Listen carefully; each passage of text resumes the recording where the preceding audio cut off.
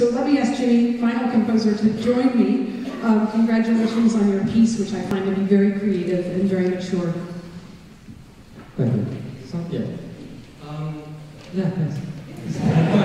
Okay. So, how did the piece start for you? Well, about a little more than a year ago, I bought a toy accordion, and just was fiddling with that. I came up with a little melody, and that kind of became the main melody for the piece. Can you play it for us? Yes. Okay, girl, I'll hold that for you. It's broken and kind of out of tune. Okay.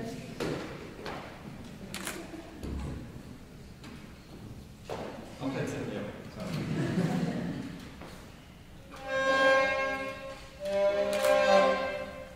That's not.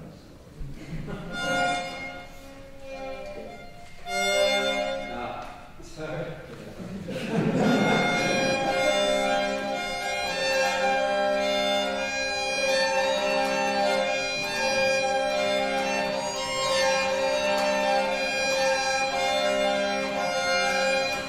Excellent, excellent.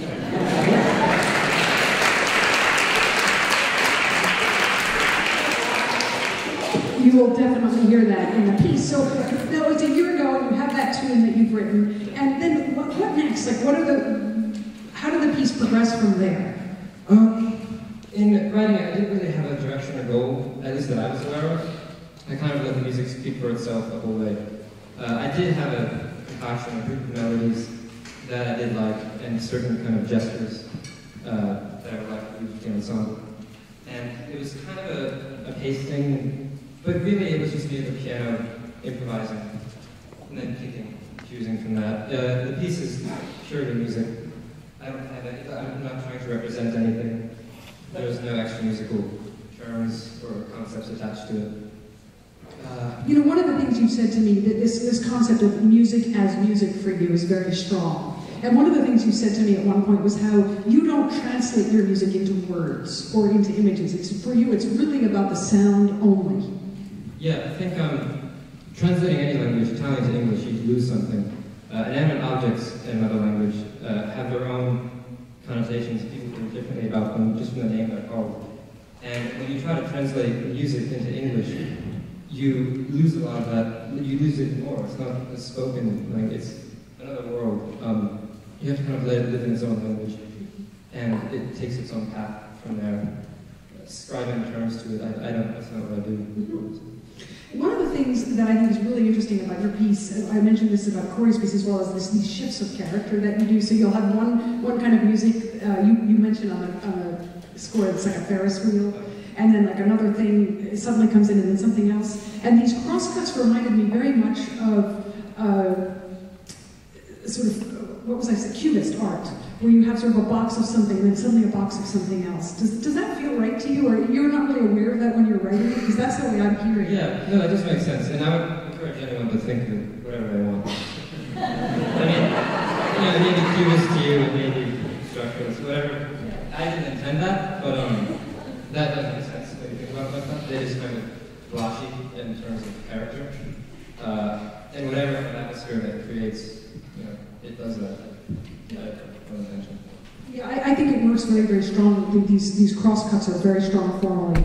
And one last question for you. I don't know if this is possible to answer because I know you're very much about music for music's sake, but does this chamber concertino in any way represent your personality, or can we get to know you through the piece in any way, or does that question not make any sense for you? No, I think it may. Again, but it probably does. If you know me, you would probably guess that I wrote this piece.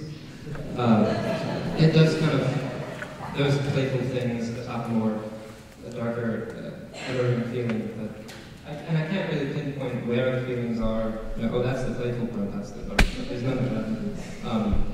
You may hear it, but you probably will agree on that. Okay, great. Well, I just wanted to say in close two things very briefly. One, to thank all the parents who made this project possible, and secondly, I wanted to say that CYC was really not a gig for us. I think it was more of like a life project, and I know I speak for the seven of us, and that we really were very dedicated to this venture.